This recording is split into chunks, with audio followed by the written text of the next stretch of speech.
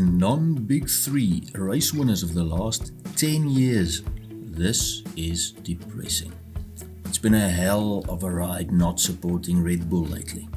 Winning 21 or 22 races in 2023 has destroyed the non-Red Bull fans' morale. But you know what, Merc and Ferrari fanboys?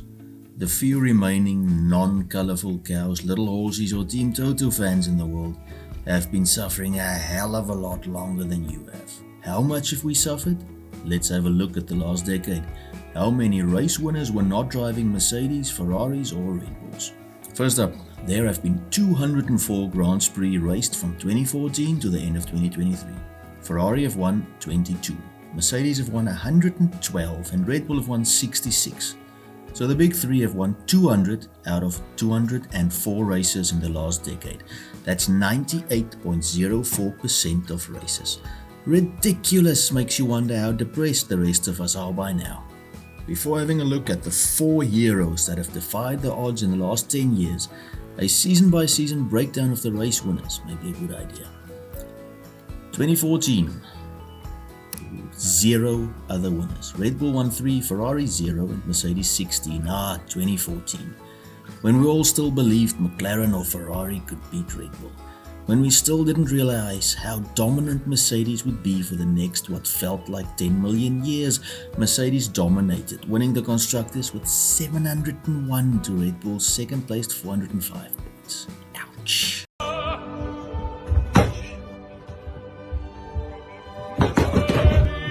Mm. 2015, nobody won outside of the big three. Red Bull didn't even win. Ferrari won 3. Mercedes 16, equally dominant to 2014. Team Toto kicked some serious butt and Adrian Newey car failed to win a race. Ferrari and Vettel showed promise, but no other race winners outside them. Wow. 2016, 0 other race winners. Red Bull won 2, Ferrari failed to win, Mercedes won 19, even worse for the Non Merc boys.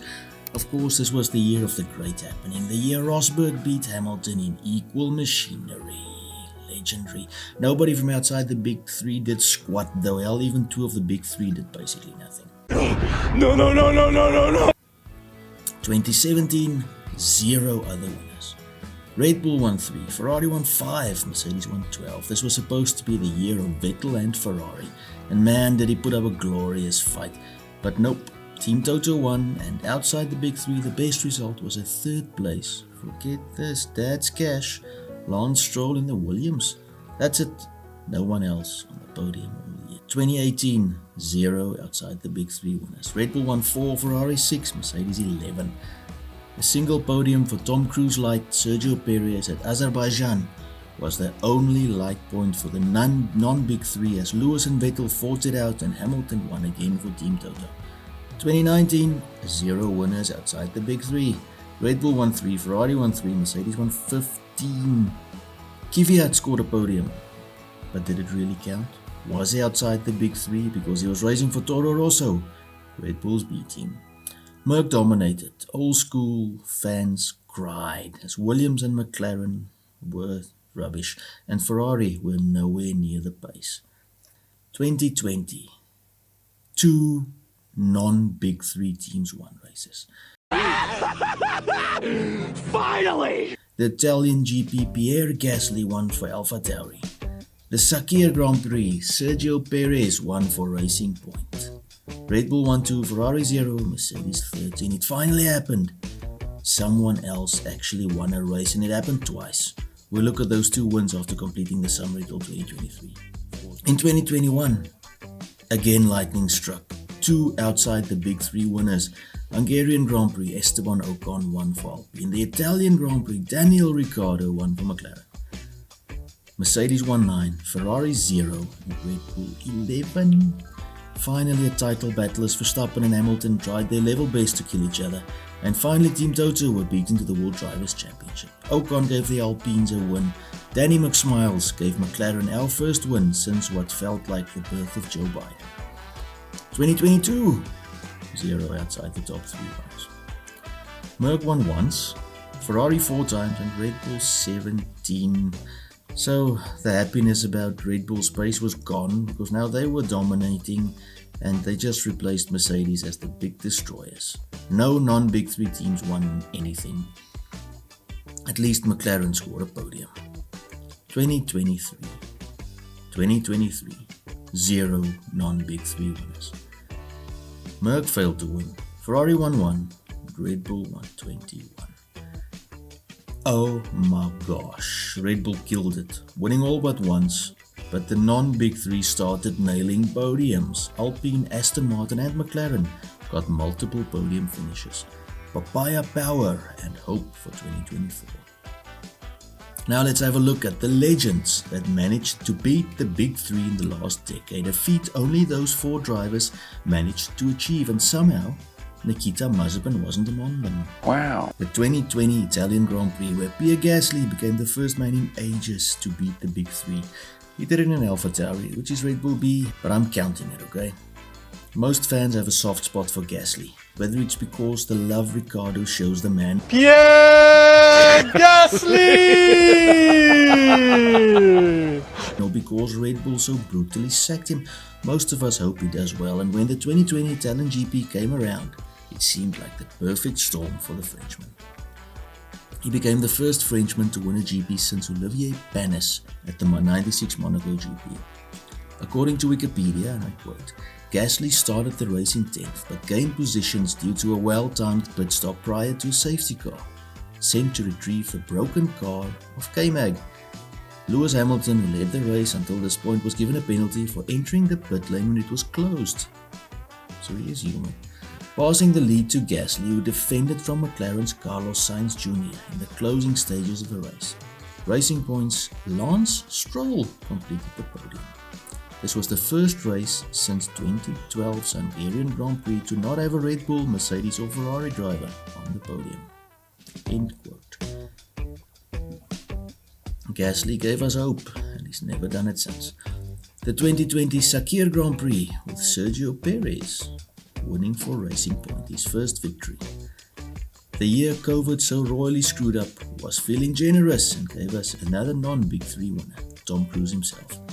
As Wikipedia sums it up, the race was won by Sergio Pérez of Racing Point, who took his first Formula 1 victory and Racing Point's only win as a constructor. Esteban Ocon finished second for the Renault team to claim his maiden podium in Formula 1, while Perez's teammate Lance Stroll finished third, giving Racing Point their only double podium as a constructor. Perez became the first Mexican Formula 1 driver to win a race since Pedro Rodriguez won the 1970 Belgian Grand Prix. Racing Point became the first British constructor to win a race since Lotus at the end of the 2013 Aussie Grand Prix. Recovering from a first lap spin, Perez won, having inherited the lead on lap 64 of the race, after long-time race leader George Russell fell foul of a pit stop error and a puncture. End quote.